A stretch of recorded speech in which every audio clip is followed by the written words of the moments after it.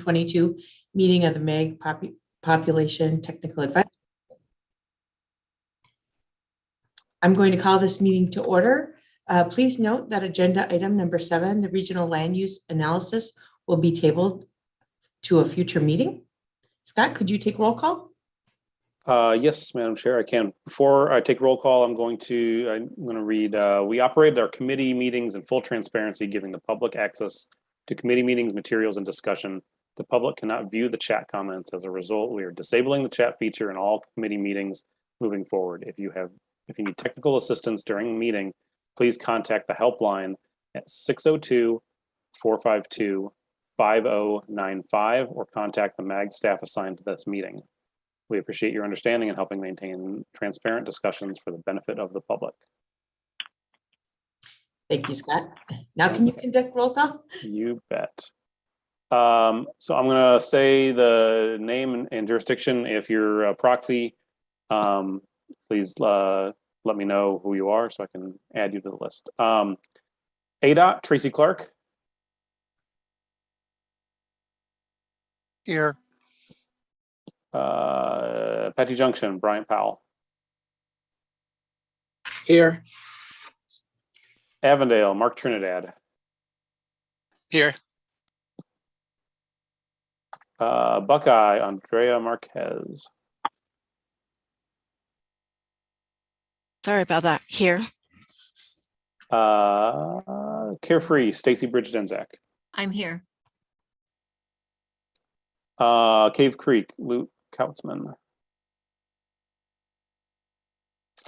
Chandler, Sam Andrea. Present. El Mirage, Crystal Dykes. Present. Florence, Victor Cantu.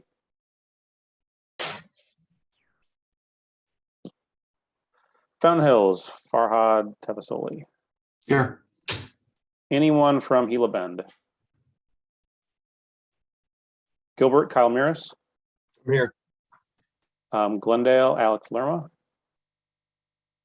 Or anyone from Glendale? Goodyear, Christian Williams.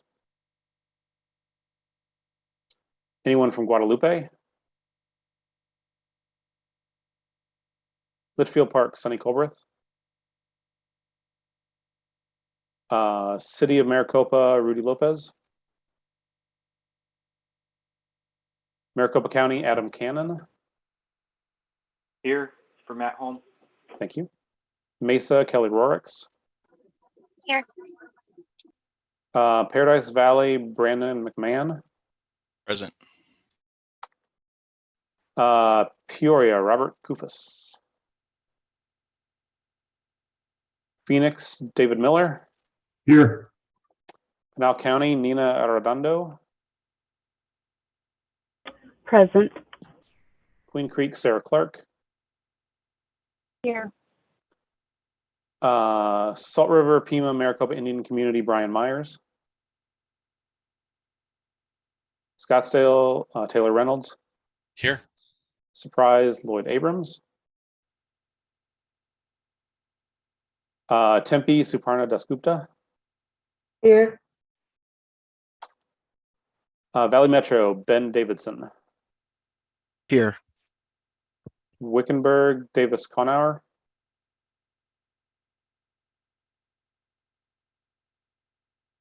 I saw you. Davis?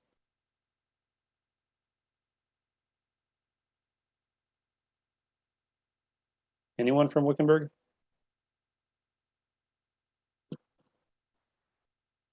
Okay, Youngtown, Gregory Arrington. Okay, Madam Chair, we have a quorum. Thank you, Scott. Next, we have call to the audience. An opportunity will be provided to members of the public to provide input through written comment to the MAG committee on items that are not on the agenda, but that are within the jurisdiction of MAG, or on the items on the agenda for discussion but not action. Members of the public are asked to submit written comments related to this meeting through the MAG website at azmag.gov/comment and indicate for which meeting the comment is intended. Comments may be sent at any time leading up to the meeting, but must be received at least 1 hour prior to the posted start of the meeting. Comments received prior to the deadline will be read aloud during the meeting. Comments must not exceed 3 minutes in length. A total of 15 minutes will be provided for the call to the audience, unless the committee requests an exception to this limit. Please note that comments received for agenda items posted for action will be read at the time the item is heard. Scott, do we have any written comments? We do not. Thank you. Are there any members of the public that wish to be heard?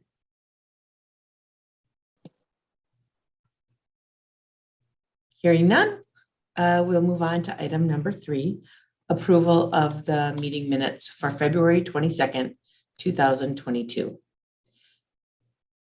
I would entertain a motion.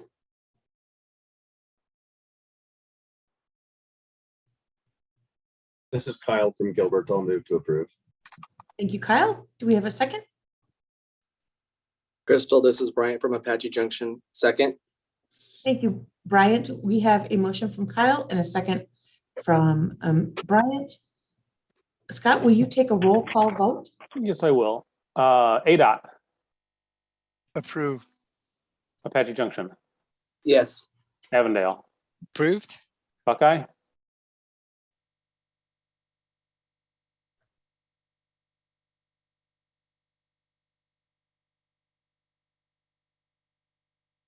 Sorry about that. I can't use my unmute button. Yes.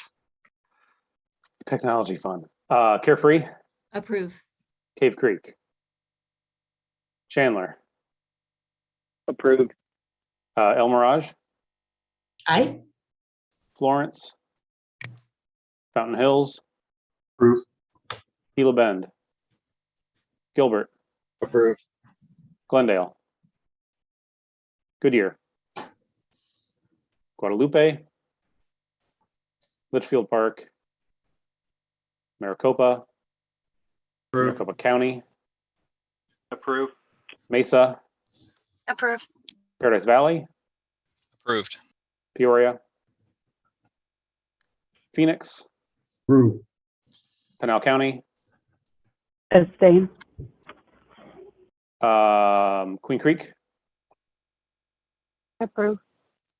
Salt River, Pima, Maricopa Indian Community, Scottsdale, Yes. Surprise,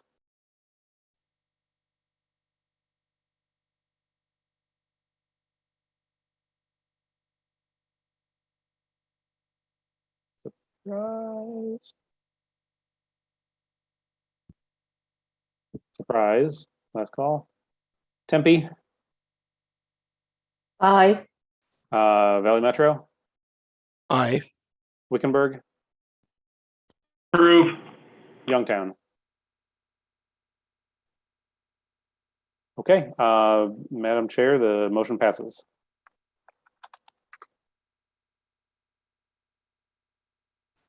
I muted myself, sorry. The meeting minutes have been approved.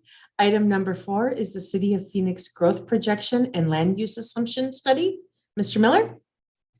Thank you. Thank you, Madam Chair. Members of PopTac. Let me see if I can share my screen here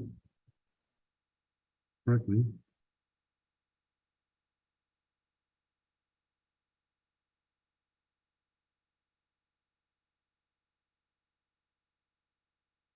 Okay, can you all see my screen? Yes. Yeah. Okay, great. Thank you for having me this morning. My name is Dave Miller. I'm a planner with the City of Phoenix Planning and Development Department Infrastructure and Growth team. And we would like to take a few moments of your time to show you what we're doing as we prepare for our 2025 Infrastructure Finance Plan update. One of the things we've done to prepare is we've commissioned a significant growth projection and land use study.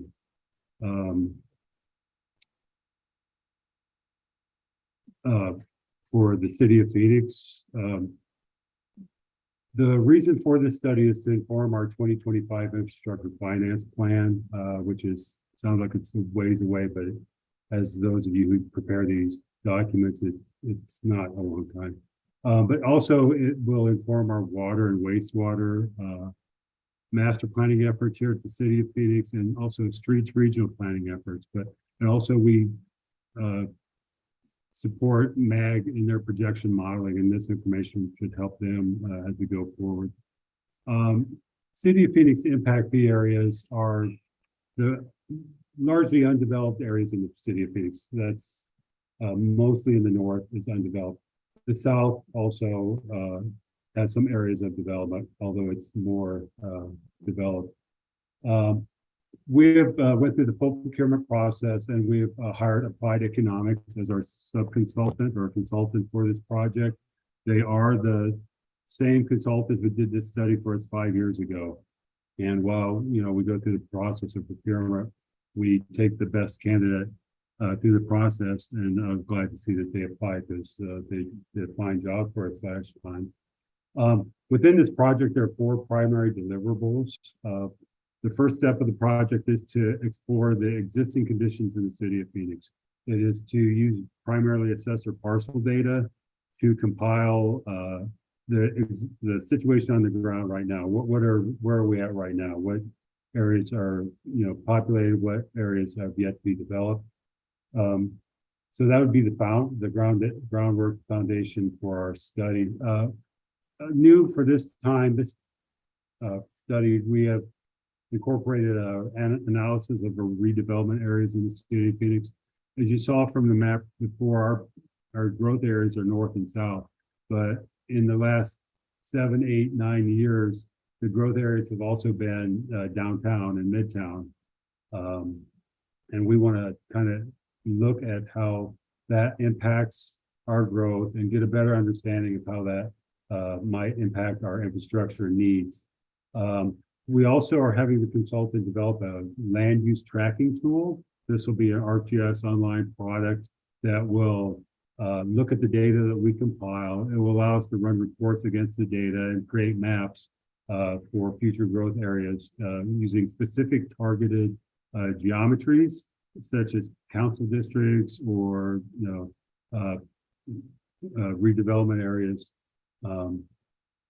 And also, and the last part of this study will be a growth projections and parcel sequencing. And this is really the meat and potatoes of this study. This will be looking at the state land projections, our zoning, any projects on the horizon. Our consultant will kind of model out growth for the next 10, 20, 30, and 40 years, which will allow us to better look at the infrastructure requirements and also be able to determine our funding options and how we apply the impact fees. And when we're talking about growth in Phoenix, the place that's really hopping right now is Northwest Phoenix. It's largely an undeveloped area consisting of Rio Vista to the very north of the 74, Biscuit Flats, north and south. Almost all the undeveloped land in the city of Phoenix is owned by the state land department, and that kind of changes the dynamic of how we process going forward, how we plan for growth. It's good and it's bad. I mean, we know where it's coming from, and as the dispensation process goes through, we know what's going on, and there are no hidden secrets. But we also know that dealing with state land and their dispensation process is time consuming, as they have to put the property up for auction, work with potential buyers, get all the details worked out. So let's start with what we're doing up north. The very most northern region in Phoenix is the Rio Vista area, and it's largely undeveloped area. It's the highlighted area here is the Anthem Mall area, but most of this area is undeveloped. We actually just completed another study to look at this region, to look at what the infrastructure needs are going to be. This is an area that's heavily inundated with floodways, alluvial fans, water moving through this area. And when you're talking about infrastructure and costs of infrastructure, water crossings are an expensive item. So what we had our consultant do on this area is model out drainage and streets primarily, and we had to reevaluate some of the land uses that were designated by the general plan.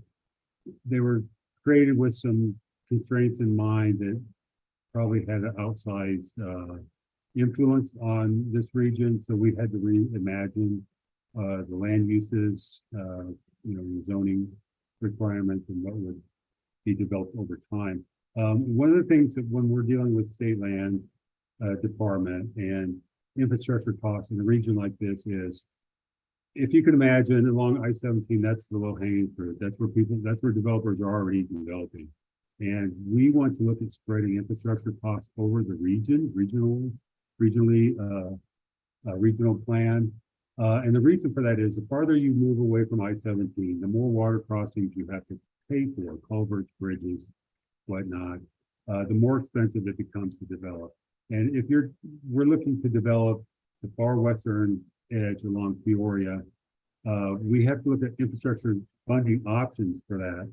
And with the state land, we do have the advantage of making costs part of the purchase of the land. So what we've always advocated with the state land in situations like this is to have a phasing and funding plan. And that is to spread the cost of the more expensive water features, crossings, bridges, to the low-hanging fruit and make them pay some of those costs. That's why it's important for us to understand, where development's going to happen, and what time fashion is going to happen. It just helps us understand better. The next point of interest in this region is Vista Flats, and this is already something that's going on right now. As most of you know, TSMC, the Taiwanese semiconductor manufacturing company, is building a major chip plant between the 74 and the 303 in this region. 5 years ago, when we did our study, this was not on our radar at all. We anticipated this was open desert. It was going to be open desert for the next 20 or 30 years, but that changed, and that's how fast things change. And in concert with the Phoenix PUD 3500 rezoning case, which encompasses all that area between 303 and 74. South of the 303, we're anticipating that to be residential units. Actually already working with builders and the Parks Department to try to reimagine the Sonora Preserve and really dovetail that into what kind of residential construction is going to come here in probably the next 10 or 15 years. This will be a heavily developed area. And we have to look at where are those numbers going to fall, where the housing is going to come, the rooftops, what commercial is going to pop up there, water lines, streets, sewer lines, all consideration. Central and east in the north, we have kind of a problem, I guess you could say. As you can see on the left of your screen is the Biscuit Flats, the growing area, North Platte Canyon Corridor. And on the east side of this north area, we have Azera and Desert Ridge already being developed. There are no good routes east and west except for Carefree Highway and the 101. So Sonoran Desert Drive has been a point of concern for us, how to fund that. Right now it's an underdeveloped roadway, it's 2-lane roadway. We've got major development coming in there right in the middle because, as you see, the middle part right there, Verdun development is the only piece of privately owned property in North Phoenix, so it's getting developed now. And it's out of sequence as far as infrastructure needs, which kind of accelerates our need to kind of develop or figure out funding for Sonoran Desert Drive. Pass-through traffic is a big concern. Larger concern than it used to be. Pass-through adjustments for traffic. Builders are very keyed in on that. In the south, we have Ahwatukee, Estrella, and Levine. All of them are largely built out. Ahwatukee is built out now, with a few exceptions. Levine and Estrella will be built within 15 years. So the study is underway now. The timeline for the study is in task 1 is data collection. They'll be collecting data and have a report for us by the end of the year. Task 2, the redevelopment project. Also, we would like to have a working model from the consultant by the end of the year. Task 3 is our tracking tool. I actually just met with our internal ITS group and our consultant to figure out how to get them access in our RGS online environment so they can build some kind of dashboard or desktop for us. We want to work the model for that by the end of the year. The big part of the project is task for the growth projections and parcel sequencing. While they're starting to compile that information now, we really are dependent on state growth projections and MAG's modeling of that. And so we'll be looking at a release of that information in summer 2024, later in 2024. And then we head through the public hearing process for our infrastructure finance plan, which is a lengthy process. We meet with our stakeholders, builders primarily, developers in early 2024 as we kind of flush out our growth projections to make sure they're on board with what we're doing, because they're the ones that are going to be paying the fees. We need them to agree with our projections, and then we have to take things to the public hearing process, and we have to take it to council, the council hearing process, and hopefully adopt it by spring of 2025. And so that's a nutshell of our growth projection study. We're very excited about it. It's it's a lot of nerdy information that we really like, and we looking forward to sharing the same information with MAG, and then therefore with the rest of the PopTech members. Does anybody have any questions? Okay, thank you so much for your time. Thank you so much, Mr. Miller, for your presentation. This item is on for information and discussion. So is there any discussion? Okay, hearing none. Next we have. Madam Chair, if I can interrupt for a second, just for the record, I wanted to note that it looks like we've been joined by Victor Cantu from Florence, Rodolfo Lopez from Maricopa, and Robert Kufas from Peoria. I just wanted to check, is there any other members or proxies who joined after the roll call? Okay, thank you. Well, welcome, gentlemen. Next, we have Nathan Pryor and Audra Kester-Thomas, who will provide an update on the extension of Proposition 400, the half-cent sales tax that funds transportation projects in the MAG region. Nathan?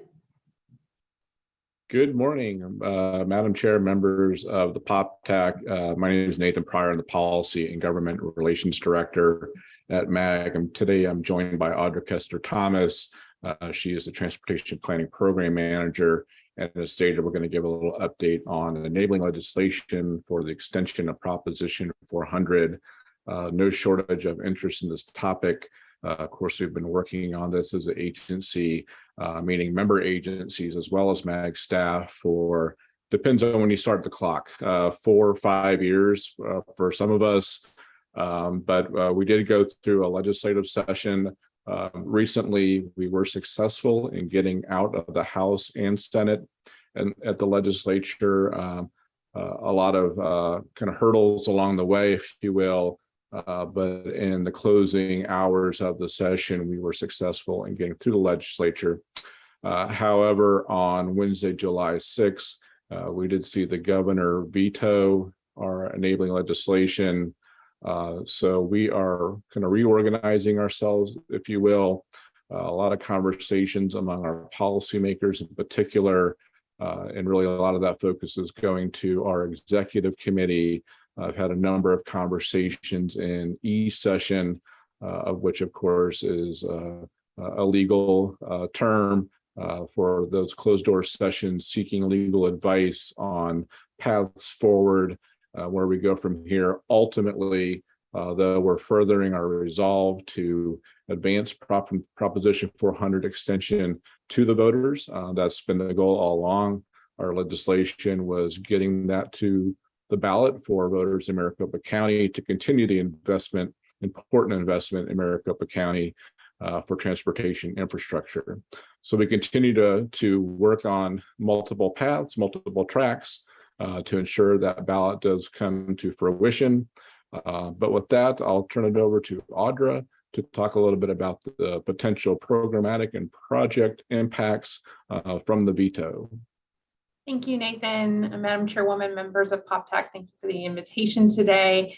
As Nathan indicated, this is a significant development that gives pause not just for future transportation investment in the region, but even the health and welfare of our current programs. The dedicated half-cent sales tax, first established by voters back in 1985, is in fact the critical funding piece for delivering transportation investments in this region. Before 1986, we didn't have complete infrastructure. I-17, parts of US 60, even I-10 wasn't completed through the region. The final portion of I-10, the Deck Park Tunnel, just being completed in the 90s. And so when we talk about the loop freeway system, the establishment of high capacity transit in the region, the arterial street and grid network for which is foundational to movement of people and goods, the aforementioned presentation for Phoenix, certainly highlighting even Sonoran Boulevard, which is Sonoran Desert Boulevard, which is one of those projects included in the extension of Proposition 400, is fundamental to fueling transportation investments and operations and maintenance, particularly of the transit network. And so we are feverishly taking the direction from our elected officials to find a solution as quickly as possible to get this in front of voters. Our legislation, House Bill 2685, intended to get this to voters this November. Because of the time delay in legislature, we ended up having to amend that bill at the end of session to move that ballot to a March election of next year. We with the veto, no longer have that pathway forward. And the direction from our elected officials has been to investigate any and all options. And so we still continue to believe a legislative solution is our quickest path forward. That is one of the primary focuses that we have endeavored on, and whether that includes potentially a special session or alternative into next session, that certainly we're pursuing. Our elected officials also gave us the direction to investigate possible initiatives, and that alternative would be a statewide initiative. That's a big hurdle and certainly a long time in investment. Certainly not a fast resolve for which we're really looking for, especially given the fast pace of growth we're experiencing in this region. While the current sales tax isn't set to expire until 2025, the ability to go to voters with an endorsement of voters allows us to advance projects before the sales tax is actuated. We can use that funding, bond against that funding, and be able to move some really important transportation investments for which you're seeing pinch points around the valley. And that's one of the real reasons for which we wanted to go as soon as possible, in addition to the fact that voters are very excited to consider continued transportation investments into our future. As you all know, while focused in land use, you know that a lot of this investment infrastructure, specifically in public infrastructure at that, takes a long time from concept, design, environmental work to actual construction. And projects like light rail or SR30 take generations to deliver. And that's one of the reasons why it's so important to find a solution as quickly as possible. We've given a large presentation to our policymakers, management committee, transportation policy committee, and regional council that talk about some of the impacts. Overall, we're slowing down the program in the short term without a reliable revenue source into the future. Some of that pre-work, environmental and design, it isn't prudent to continue that work unless we have the funding available to construct projects. SR30, that middle section, is just an example. That's a $2.5 billion investment, and it cannot be made without the sales tax. There is no federal funding, discretionary or otherwise, and an appropriation from the states certainly isn't big enough to be able to deliver even that just middle section. And so I think what has landed over the course of the last weeks or so is the reality of risk associated, not just with the transportation program, but of course the development activities that go in concert with the transportation system.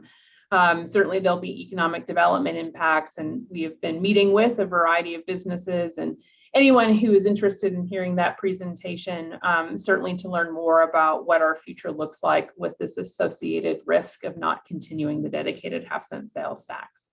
So with that, what I would leave you with is our commitment to pursue a variety of alternatives, some of them concurrent, short and long games, to find an opportunity to ensure this issue is brought before voters and that voters of Maricopa County aren't disenfranchised to continuing consideration of transportation investment in our region. I think Nathan and I are both here and willing to answer any questions that the PopTac committee might have. So with that, that completes just a brief update. Madam Chairwoman, happy to turn it back over to you.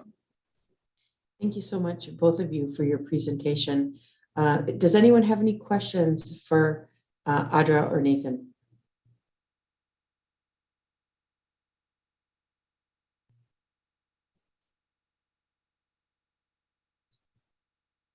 Well, again, thank you. I think we all have had many discussions on Prop 400 in the last couple of months. So we appreciate the update, and we will move to, well, item number 7 has been tabled.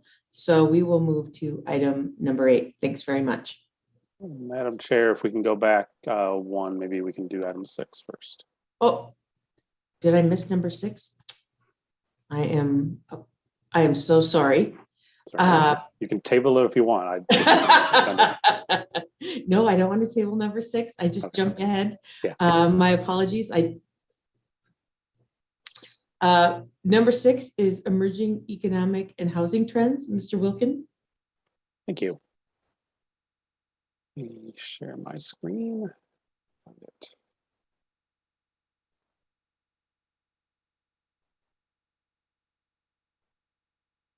Okay, you see my presentation?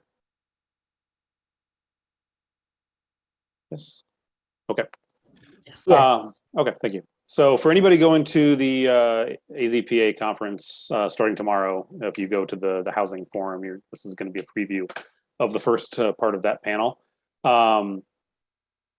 Thank you for listening. We in Regional Analytics have been looking at, we're doing a deep dive into housing the past almost 3 months, trying to figure out what's going on and really tell a story. We've got, I think our last count is about 110 slides in the overall.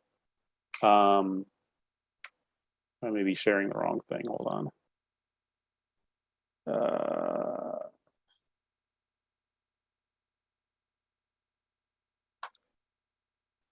There we go. Thank you, Mary, for clarifying. Is that better?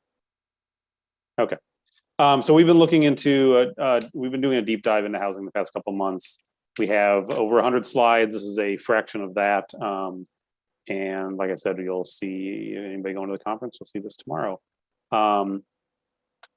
So what's happening? Arizona is still growing. As you know, we've been growing for a long time, and we don't see that growth stopping anytime soon. One interesting thing we've seen recently is that our number of births per year has kind of gone down. In the last couple of years, deaths have gone up, and to the point that they're almost flat. And so our natural change has gone almost down to 0, which means that our net migration is what's driving all of the growth the past couple of years.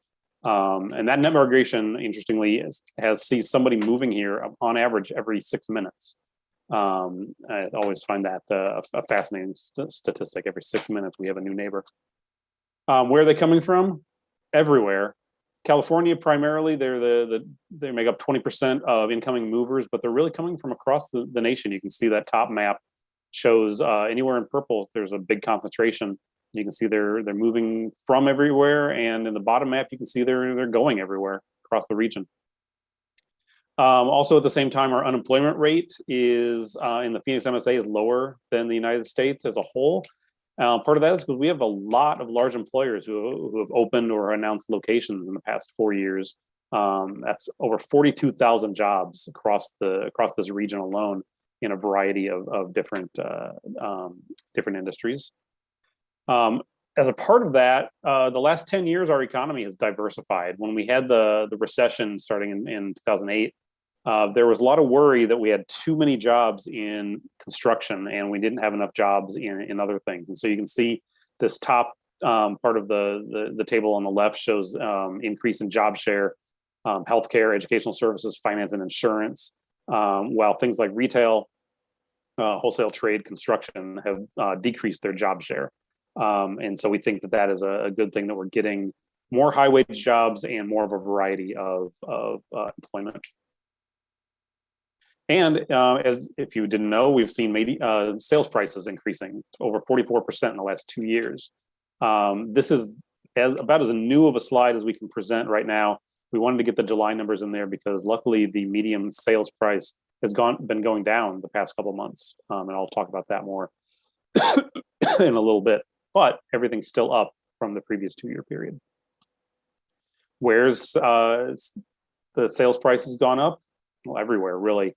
The darkest blue is the highest area, the areas with the highest increase in property sales, but everywhere really has seen that increase. As far as sales transactions go, you can see a drastic reduction in. There's almost no houses under $200,000 that are available. Units under $300,000 have decreased by 75% since the beginning of the last decade. And interestingly, we've seen existing home sales prices has risen up to be on par with new construction, which is something that we have never seen in the past. We think that might be coming down in the near future, but that's one thing that we're going to be looking into a lot more now that those two median sales prices are almost equal to each other. At the same time, the same thing's happening with rents. If you're looking for an apartment under $500, you either need to move somewhere else or build a time machine, because there aren't anymore, and there haven't been for the past 5 years. We've seen a drastic increase in the number of units over $1,500 and even over $2,000. Units under $1,000 has decreased by 83% in the last decade. So apartments are getting more expensive. Newly built apartments are especially more expensive. We've seen that on a per square foot basis, they have a 25% higher rent. Anything built in the last 4 years is more expensive than all apartments combined. Where have apartment rents gone up? Again, everywhere. We've seen 68% rent increase for apartments since 2017, and that median rent is now $1,580. And there's a fairly low vacancy rate of just over 7%. We're also seeing a lot of single-family rental units be getting built the last few years, but the rents on those of units under $1,500 is almost vanished, while rents of places over $3,000 per month has gone up quite a bit, and especially the $2,000 to $2,500 range is really exploded in the last couple of years. So one of the reasons for this is that in the beginning of the recession in the last decade, there just weren't as many houses built. Housing cycle the housing construction tends to go in cycles. You see, in the first decade of the century, we saw almost 400,000 units get built. And in the last decade, just over 22,000 units built. And residential completions in the last 11 years are 43% lower as compared to the previous decade. There's a good reason for that. There was a recession, people weren't able to afford homes, but that has caused the housing shortages that we're seeing today. Similarly, apartment residential kind of went through a cycle with a low of only 230 units built in 2011. But what we're seeing now is that a share of apartments has increased a lot since that low of 230. That we're building more apartments as a percentage of all overall units than we did even when they were building so many in the first decade of the century.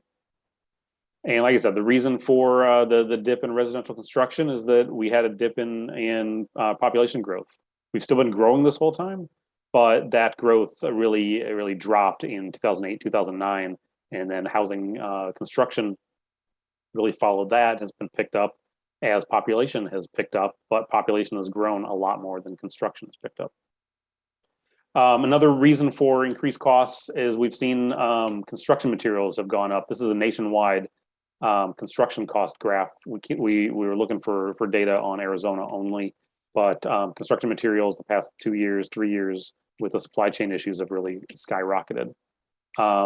Mortgage rates decreased quite a bit. They've gone up in the past couple of months, but with lower mortgage rates, more people were able to buy houses, and I think that had that was a big contributing factor to the increase in prices.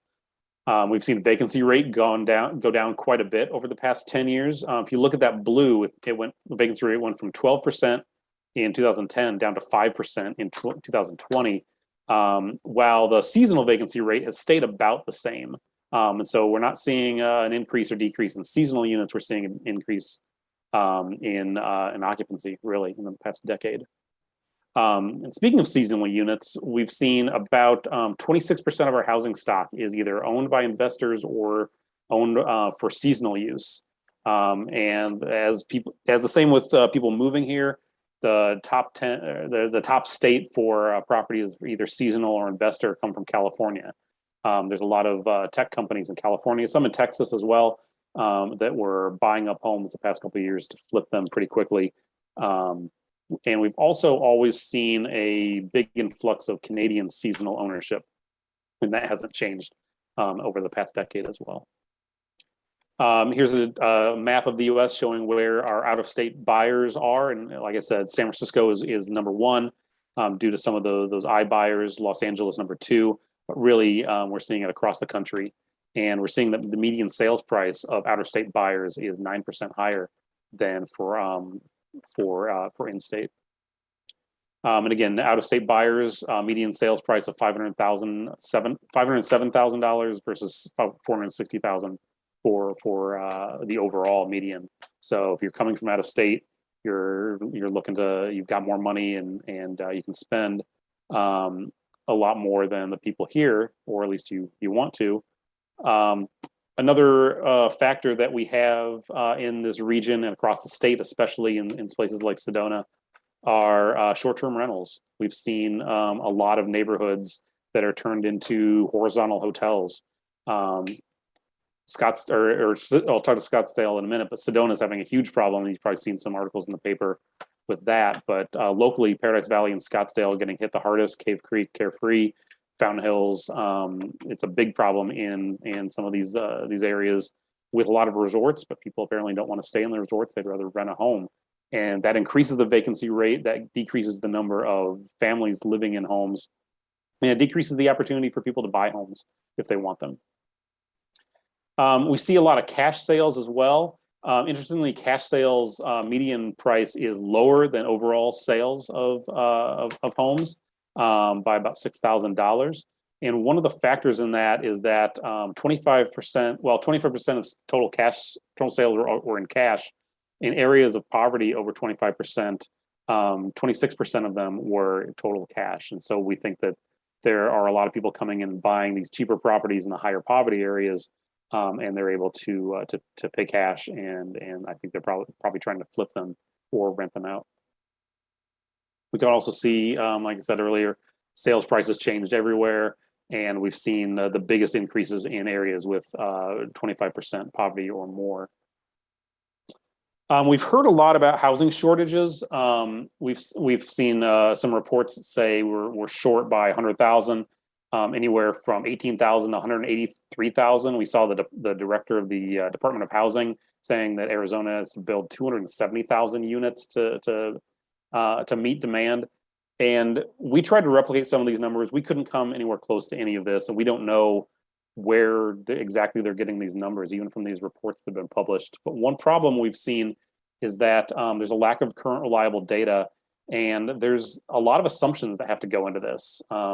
Household formation rates, number of people per household, housing preferences for people who want to buy or rent or where they want to be. It doesn't necessarily take in migration or seasonal activity, a lot of investor activity, the vacancy rates. And then there's lack of housing choice in some areas with some price points, some types of housing, things like that. So We tried to produce our own number, and we just couldn't, and we just know that there is some kind of housing shortage. But luckily, we've got a lot of units in the pipeline right now, over 221,000 units in active or planned developments.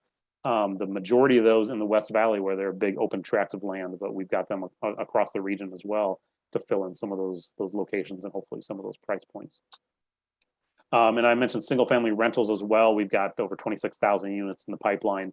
Again, those are going all over, and those will provide another option for people who want to live in the region. Some good news: we've seen that the total monthly inventory has gone up the past couple months, and we've seen average days on market is increasing as well, from 28 days from the last 2 years to 33 days. And so with the increased interest rates, we think that trend will hopefully continue. I went through that kind of fast. If you have questions, I'm happy to answer them. And again, if you're going to the conference, you'll see all this tomorrow. Thank you. Excellent presentation, Scott. Does anybody have any questions for Scott or any discussion?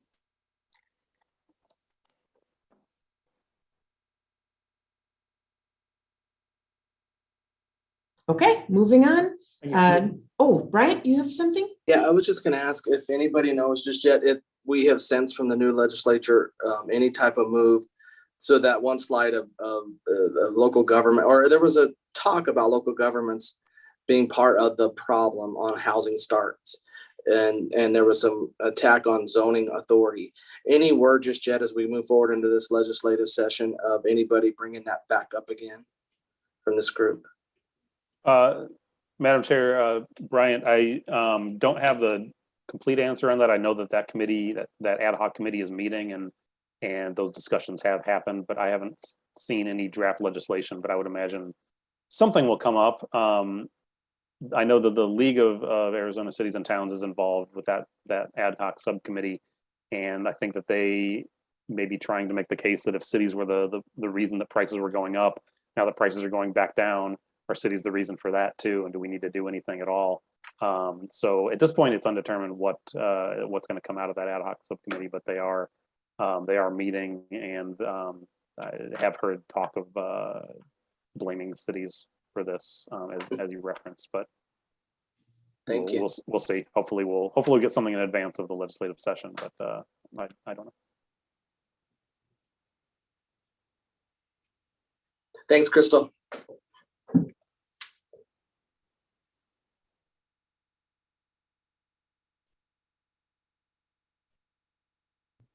Madam Chair, I think you're muted. My apologies. Mr. Ayers, did you have something to add? No, I'm just up next. Okay. Okay.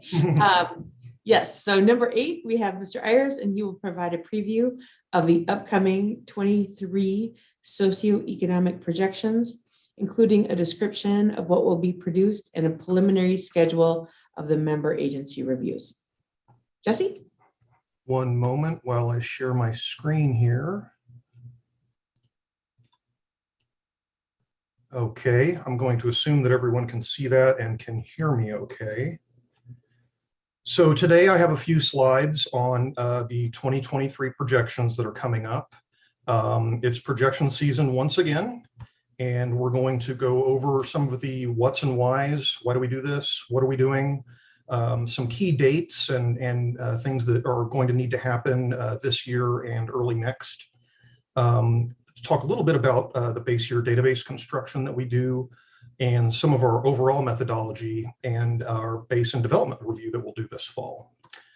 So what do we do and why do we do it? First of all, the why is the first thing is the executive order that we operate under. It specifies when the state demographer must do county level projections.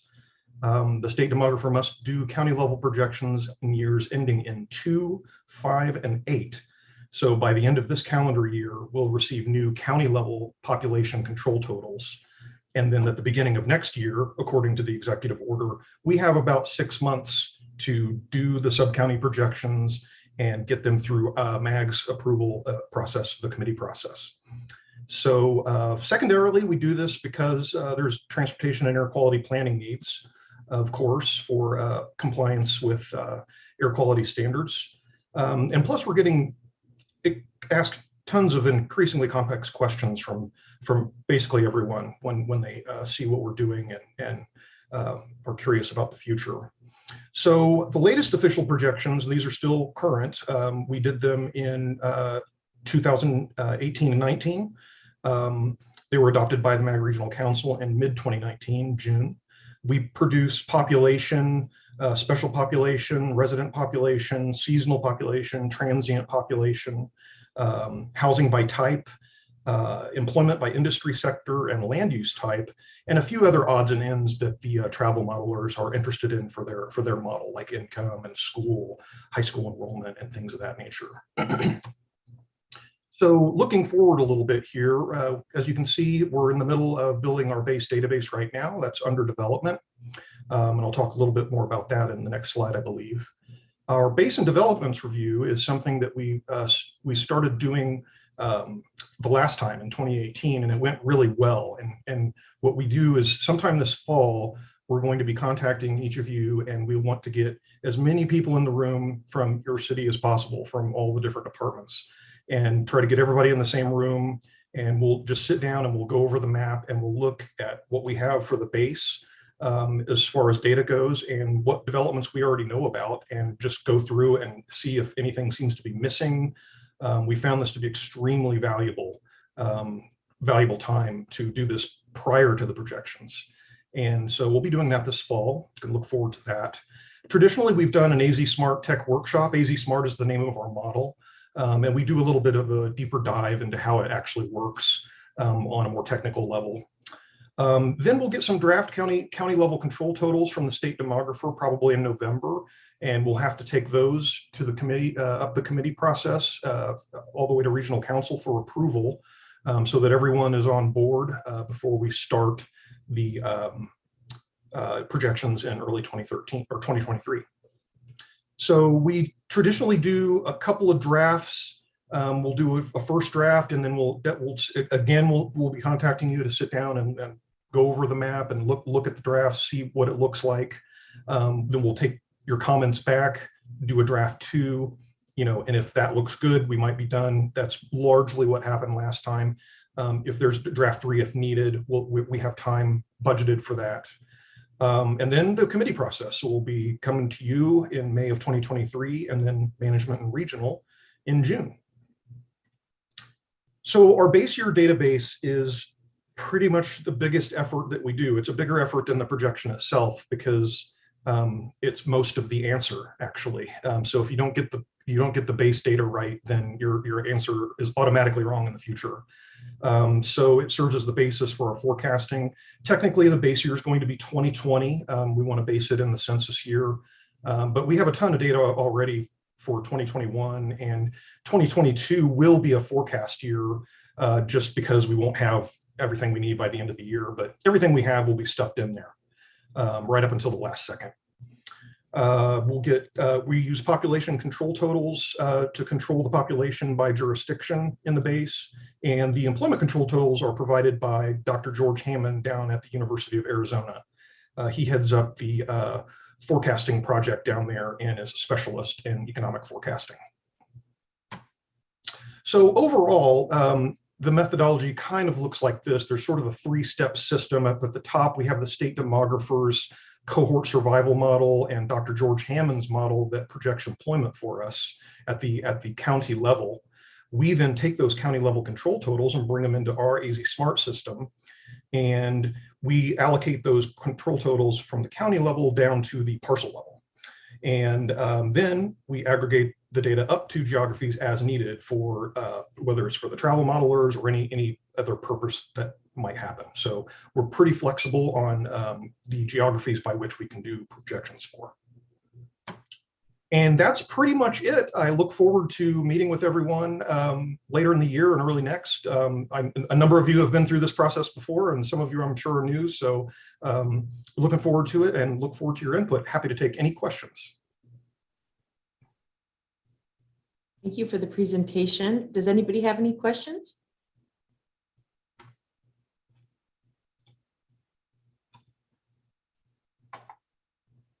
Okay, hearing none. The next item on our agenda is the census update. Scott will provide the latest information on Census Bureau data releases and programs. Scott? Thank you, Madam Chair. Members of the committee, just a quick update on our friends at the Census Bureau, what they have going on.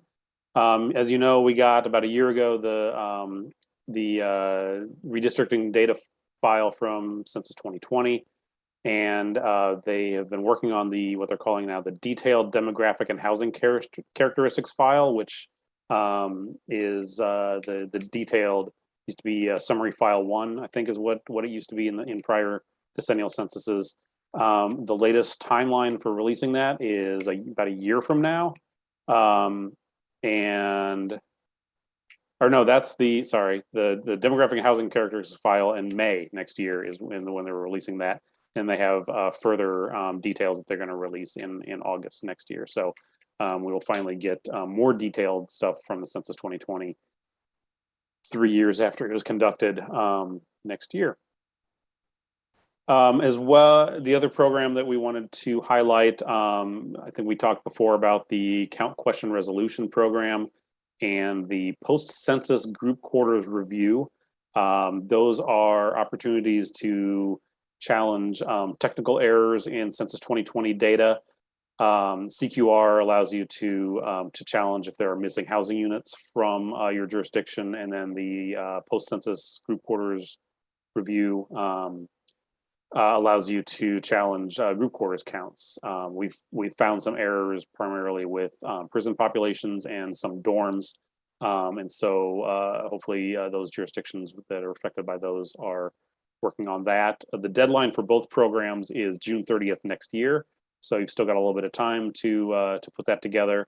And hopefully, if you do, you'll have some successful challenges, and we'll be able to change the annual population estimates moving forward for the rest of the decade.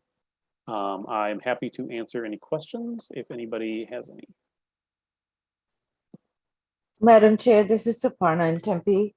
I have a quick question for Scott. Great. Scott, for Tempe, we are finding the group quarter data for college students. That's where we are finding some challenges with the numbers. Right. Is that something that I know it's a group quarter thing, and the cities are not involved. So who is looking over those data to make sure it's accurate? Do you know? The cities should be doing that. So we are doing it, but like can we challenge it too? You're the only one who can challenge it, yes. Okay. So, yes. But even though we don't have the group quarter numbers for ASU students, so we are supposed to work with ASU on I would imagine that would be your best course of action, to get the numbers from the university. We've looked at some data we have, but we're not allowed to submit the challenge. It has to come from the city or town. The challenge, that we would be probably submitting something for that, but I just didn't know the confirmation data, since we are working, we are realizing that the group quarter numbers are fairly off. Yeah, I would talk to ASU and hopefully you can get 2020 dorm numbers from them and provide that. Gotcha. Thank you. Thanks, Madam Chair. Certainly. Is there anyone else with any questions?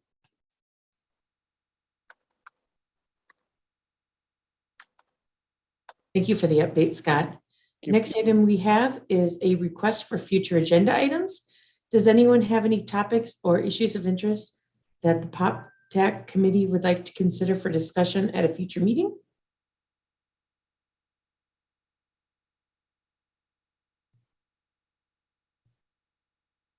Okay, the next meeting is scheduled for Tuesday, September 27th at 10 a.m. I'd like to thank the presenters for the excellent information that was shared today. And with no other business to discuss, we are adjourned. Thanks very much, everyone. Have a great day. Thanks, everybody. Bye, Crystal. Thank you.